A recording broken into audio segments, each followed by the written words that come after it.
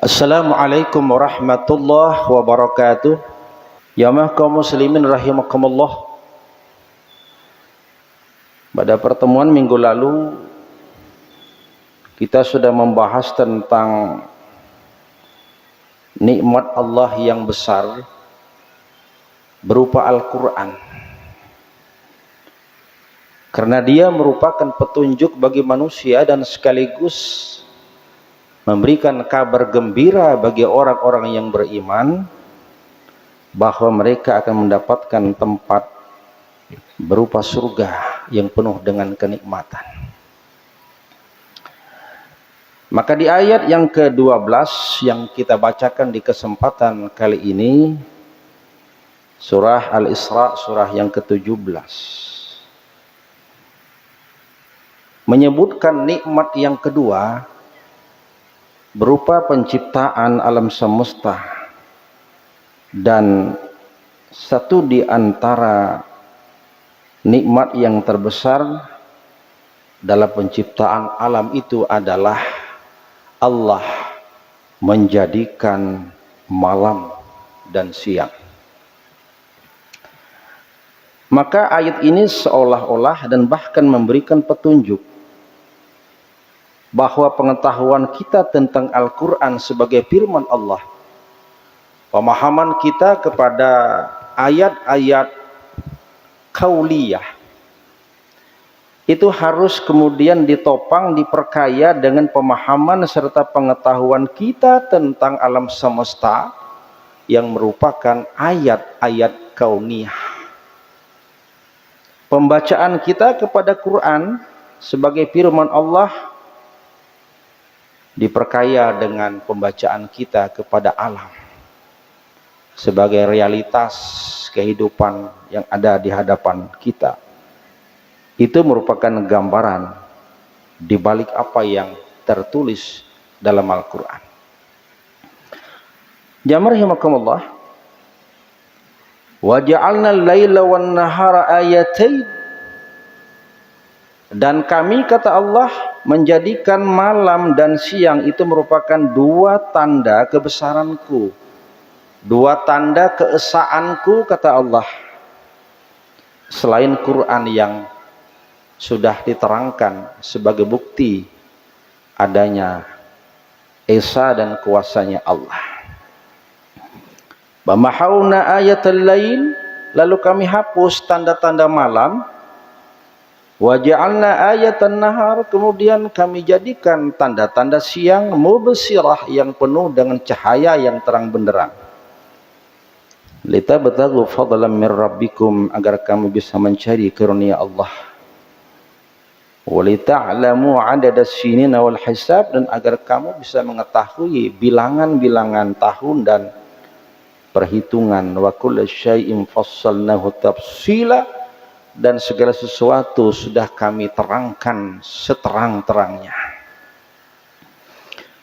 Ayat ini mengatakan kami jadikan malam dan siang sebagai tanda kebesaran Allah.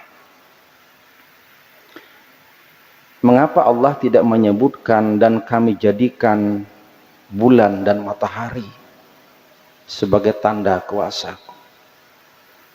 Tapi pilihan katanya adalah aku jadikan malam dan siang sebagai dua tanda.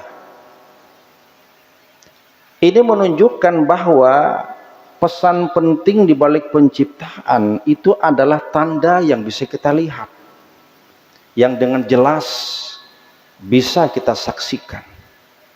Tanda apa yang bisa kita lihat, yang kita saksikan?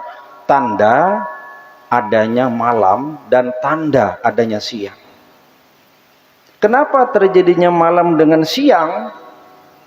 Menurut para ahli, itu kan karena perputaran, rotasi antara matahari dengan bumi, dan bulan ada di situ. Mengapa kemudian hanya Allah menyatakan aku jadikan, aku ciptakan tanda malam dan tanda siang, bukan aku ciptakan matahari dan bulan sebagai sumber tanda malam dengan siang? Karena memang orang tidak punya kemampuan melihat langsung matahari. Adakah orang yang bisa melihat matahari langsung? Ada. Adakah orang yang bisa melihat bulan langsung? Sempurna penglihatannya? Tidak ada. Lantas apa yang bisa kita lihat? Kalaupun orang bisa melihat matahari, bukan mataharinya, tapi tanda dari matahari itu adalah cahaya yang muncul dari matahari, dan karena itulah kemudian sumber adanya siang. Ini rahasia Quran. Jadi siang itu merupakan tanda dari adanya matahari, karena matahari itu menimbulkan apa yang disebut dengan sumber cahaya. Demikian pula dengan malam, adanya sinar. Sinar itu merupakan pantulan dari cahaya matahari yang memantul ke permukaan bumi. Maka sangat menakjubkan kalau kemudian Allah mengatakan, aku jadikan malam dan siang sebagai dua tanda. Jamaah rahimakumullah. Mengapa terjadi malam dengan siang? Perputaran matahari dan bumi dan bulan sebagai sistem tata surya. Apabila permukaan bumi yang kita tempati langsung kena sinar matahari, maka siang permukaan bumi. Sementara permukaan bumi yang ada membelakangi matahari, maka terjadi malam. Dan terus berputar. Makanya Allah mengatakan wa yukawwirul laila 'alan nahar wa yukawwirun nahara 'alal lail. Diputar malam itu ke siang dan siang ke malam diputar. Pada sisi lain ketika Allah mengatakan yukawwir, aku putar, diputar malam ke siang, siang ke malam, maka muncullah teori bumi itu bulat. Iya, kan ada tuh. Bumi ini apa gerang bentuknya? Bulatkah, panjangkah, lonjongkah? Yang penting kalau dia berputar itu bulat. Entah bentuknya persis bulat atau sedikit lonjong, pokoknya berbentuk bundaran. Karena Quran menggambarkan yukawir, diputar. Bukankah putaran membentuk suatu lingkaran yang bulat atau bundar? Maka teori bumi itu bundar atau bulat. Yang kedua, ada pertanyaan, mana gerang dahulu Allah ciptakan malamkah siangkah? Siangkah malamkah? Pertanyaan ini tidak sesulit pertanyaan mana duluan ayamkah telurkah, telurkah ayamkah.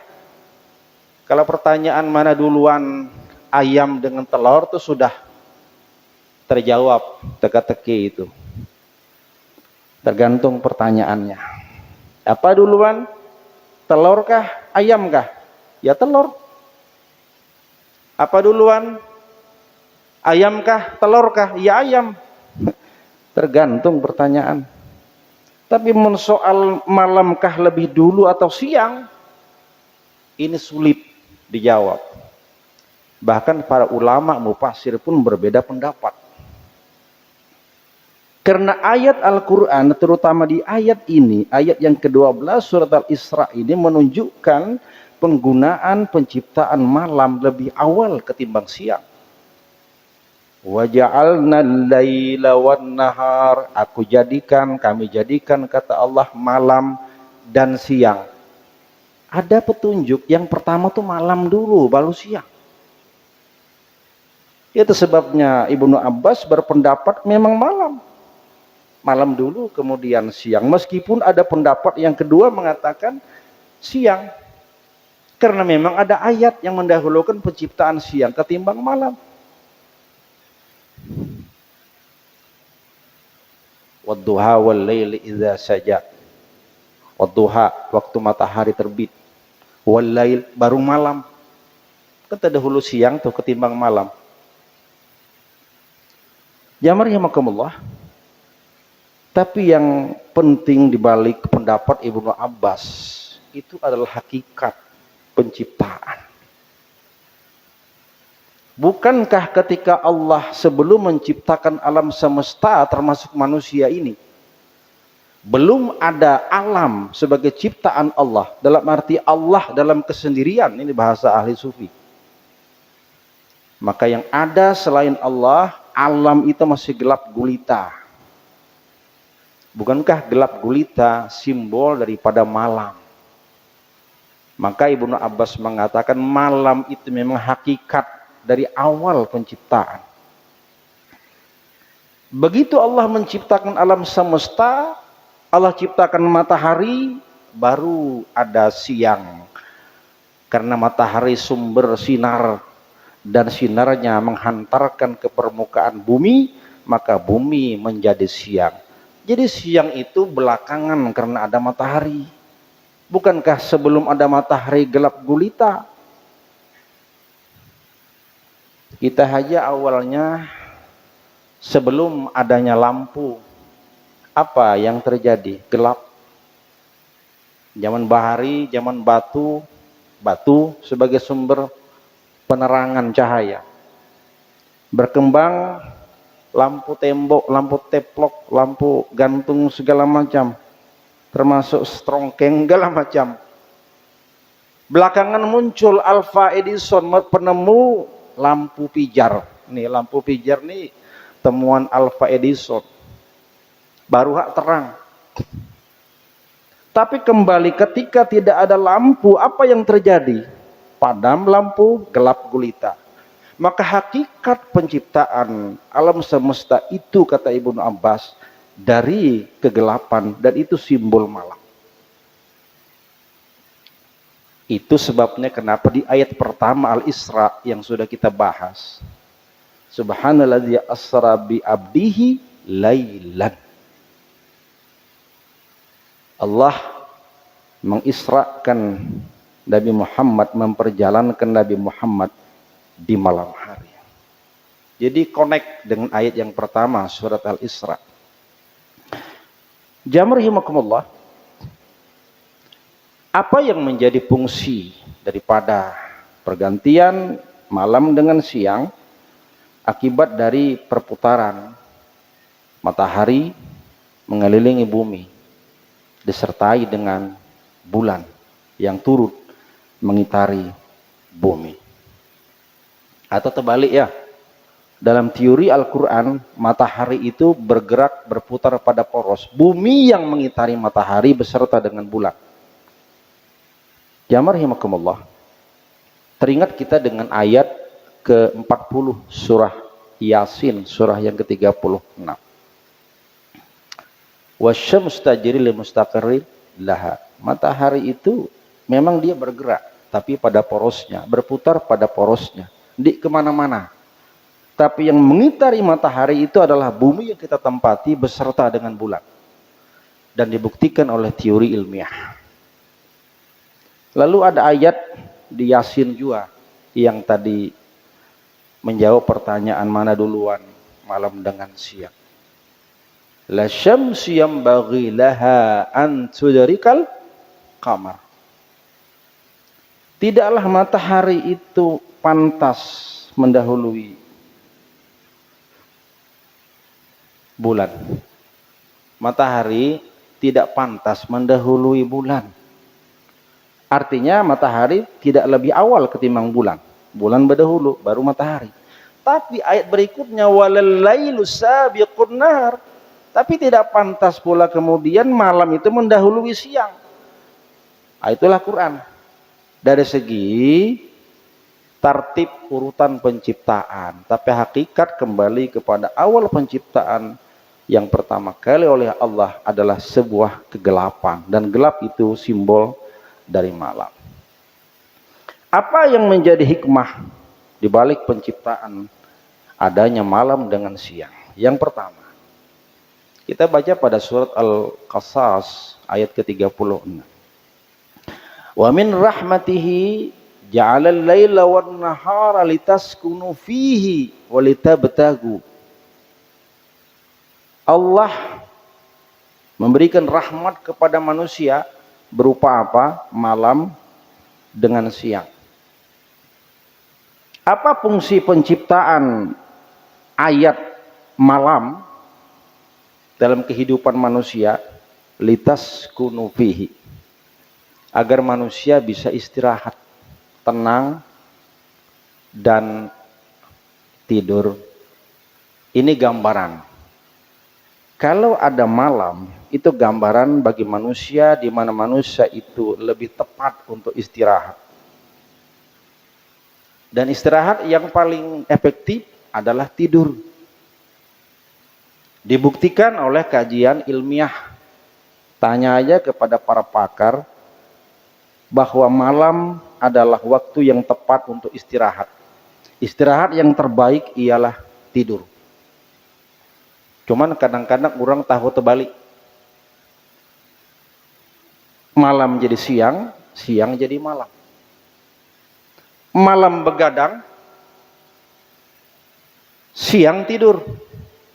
Apalagi puasa. Terbanyak tidur siangnya ketimbang tidur malam. Banyak berjaga malam ketimbang tidur malam. Padahal Quran membuktikan dan dibuktikan oleh para ilmuwan, malam itu berfungsi bagi manusia untuk istirahat dari aktivitas yang sibuk dalam keseharian, dan tubuh itu bisa rileks dan kita bisa lebih fresh, segar membangun di pagi hari. Jadi malam fungsinya istirahat. Ada banyak muncul penyakit akibat orang banyak begadang. Dan malam tidak dijadikan sebagai istirahat.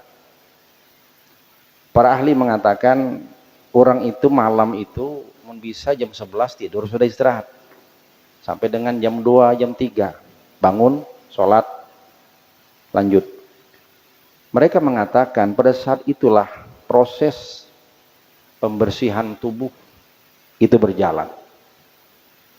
Detoksinasi dalam tubuh itu berlangsung. Liver bekerja mulai jam 11 sampai dengan jam 2, jam 3 malam. Dalam keadaan ketika orang sedang tidur nyenyak. Tapi bagaimana liver bekerja membersihkan kotoran dan racun dalam tubuh pun kita begadang malam. Maka penyebab penyakit kenapa orang mudah diserang karena memang salah satunya pola tidur tidak terjaga dengan baik, malam dijadikan siang, siang dijadikan malam. Litas kunufi. Yang kedua, litabtagu min fadlillah. Yang kedua, bahwa Allah menciptakan menjadikan siang itu justru untuk kesempatan di mana manusia mencari rezeki Allah, karunia Allah, bekerja, beraktivitas. Ada porsinya. Jadi siang itu tempat dan waktu yang tepat agar manusia bisa bekerja meraih karunia rezeki Allah Subhanahu wa taala. Ini secara duniawi. Tapi ada fungsi dan hikmah yang sifatnya diniyah, fungsi keagamaan. Kita kutip pendapat dari Imam Al-Qushairi dalam Lataiful Isyarat. Beliau punya tafsir Lataiful Isyarat. Hikmah kenapa Allah menciptakan tanda adanya malam dengan siang. Sebagai sebuah perputaran antara matahari dengan bumi dan bulan. Itu menunjukkan istiqomah kita dalam makrifah dan akidah kita kepada Allah. Matahari berputar pada porosnya, tidak pernah kemana-mana. Dan terus berputar, tidak pernah berhenti. Demikian pula bumi berputar mengitari matahari, terus berputar dari dulu sampai sekarang, tidak pernah berhenti. Itu artinya istiqomah. Maka ini kata Imam Kusyairi menunjukkan kita harus istiqomah dalam ma'rifah kita kepada Allah. Siapakah gerangan yang bisa mengatur rotasi perputaran matahari, bulan, matahari dengan bumi dengan secara teratur dan rapi, tidak pernah berhenti, bahkan tidak pernah tabrakan? Siapa gerangan? Kalau bukan Al-Mudabbir Al-Awwal, Allah Subhanahu wa Ta'ala. Jadi muncullah kesadaran ma'rifah kita kepada Allah lewat alam semesta dengan adanya pergantian malam dan siang yang silih berganti terus menerus istiqomah dan tidak berubah dari dulu sampai sekarang. Maka ini simbol istiqomah fil ma'rifah wal aqidah, kata beliau. Yang kedua,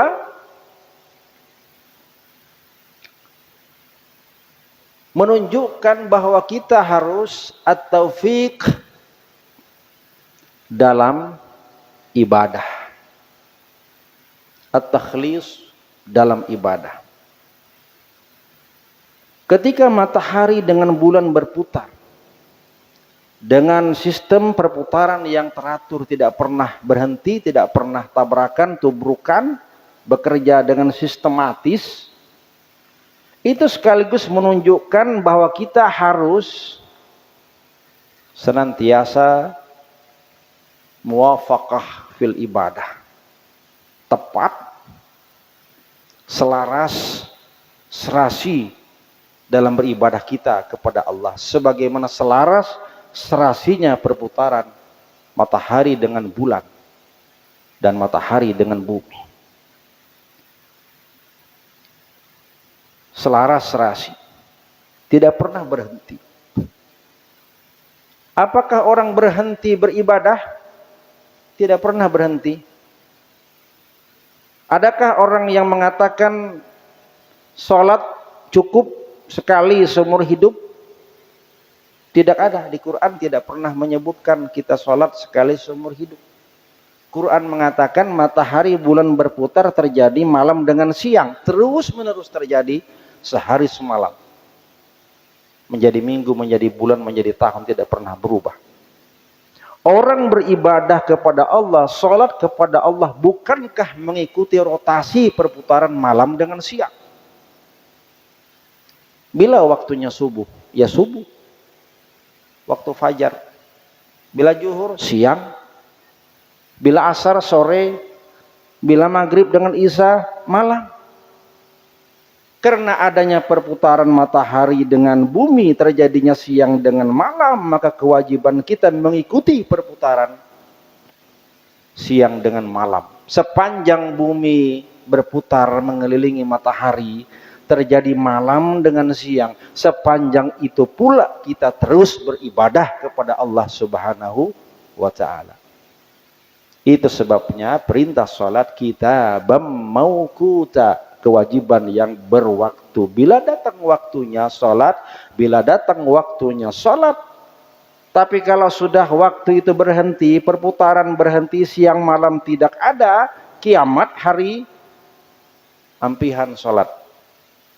Karena tidak ada lagi waktu yang mengatur kapan kita sholat, karena kiamat. Maka berhati-hati dengan ajaran sempalan yang mengatakan orang cukup sholat sekali saja. Yang penting kita sudah bisa ingat kepada Allah. Ada ayatnya tuh kan, aqimis sholata lidzikri, kerjakan sholat untuk kamu ingat kepadaku. Mun kita sudah ingat, berarti di sholat lagi. Itu kan penafsiran semaunya. Sholat terkait dengan waktu. Sepanjang waktu berputar, sepanjang itu pula kewajiban ibadah kita kepada Allah tidak pernah berhenti. Ujar Imam Kusyairi, ayat ini menunjukkan kita harus beribadah kepada Allah dengan serasi, selaras, sebagaimana serasinya perputaran malam dengan siang. Jamaah rahimakumullah. Lalu fungsi yang berikutnya adalah lita'lamu adadas sinina wal hisab. Perputaran malam dengan siang akibat perputaran matahari dan bulan, bumi mengelilingi matahari, maka terjadilah perhitungan hari menjadi minggu, menjadi bulan. Kita tahu lama perputaran bumi mengelilingi matahari itu selama 1 tahun, 365 ditambah 1/4 hari. Jadi ada yang 365, ada yang 366. Demikian pula perputaran bulan beserta dengan bumi mengelilingi matahari, maka terjadi perhitungan tahun bulan, tahun Qamariyah, tahun Hijriyah, yang selama masa perputaran mengelilingi matahari itu sebanyak 364 ditambah 1/3 hari. Jadi lebih pendek, lebih cepat ketimbang perputaran bumi mengelilingi matahari. Makanya tahun Hijriyah itu lebih cepat ketimbang tahun Syamsiyah atau tahun matahari. Agar manusia tahu bagaimana menghitung tahun, itu akibat dari adanya malam dengan siang sebagai perputaran matahari dan bulan mengelilingi matahari, bumi dengan bulan mengelilingi matahari. Wal hisab, demikian pula menghitung bagaimana ketentuan perhitungan, termasuk orang menghitung kapan puasa dan kapan lebaran. Itu akibat adanya malam dengan siang. Kalaulah tidak ada malam dengan siang, kita tidak bisa menentukan kapan awal puasa, kapan kita awal lebaran. Kita puasa, ada yang mengatakan hari Senin, ada yang Selasa. Jadi hari ini ada yang hari ke-5, hari ke-6. Kenapa? Menghitung awal bulan akibat masuknya bulan awal, hilal. Perbedaan terjadi hanya karena cara menghitung. Apakah dilihat dari derajat ketinggian cahaya atau memang adanya hilal itu sendiri. Kalangan NU lebih melihat kepada derajat ketinggian hilal. Tapi Muhammadiyah lebih kepada wujudul hilal, adanya hilal. Sudah memang harinya selesai di malam hari, maka besoknya itu ya harus masuk menjadi hari pada bulan baru. Jadi ketika hari Minggu yang lalu itu sudah hilang dengan tenggelam matahari mengakhiri bulan Sya'ban, maka mau tidak mau besoknya harus masuk menjadi hari pertama bulan baru. Meskipun ketinggian cahaya hilal di bawah 3 derajat. Dan itu dianggap oleh kalangan NU belum masuk. Akhirnya disempurnakan menjadi hari berikutnya, tanggal 1 Ramadan pada hari Selasa. Itu kan cara menghitung saja. Kenapa terjadi perhitungan seperti itu? Karena memang ada tanda malam dan siang sebagai perputaran matahari. Jamaah rahimakumullah, apapun itu, intinya bahwa pemahaman kita kepada alam itu akan memperkuat pemahaman kita kepada Quran. Dan Quran itu firman Allah yang sifatnya kauliyah dan dibuktikan dalam kehidupan yang disebut dengan kauniyah. Maka antara informasi Quran dan kenyataan alam sama-sama merupakan ayat, sama-sama merupakan tanda kebesaran Allah, maka tidak pernah akan terjadi pertentangan. Quran mengandung teori keilmuan, alam semesta pun mengandung teori keilmuan. Ketika muncul pengetahuan, maka tidak pernah dua ilmu ini lahir dalam arti saling bertentangan satu sama lain. Aku qauli hadza, wassalamualaikum warahmatullahi wabarakatuh. Waalaikumsalam warahmatullahi wabarakatuh.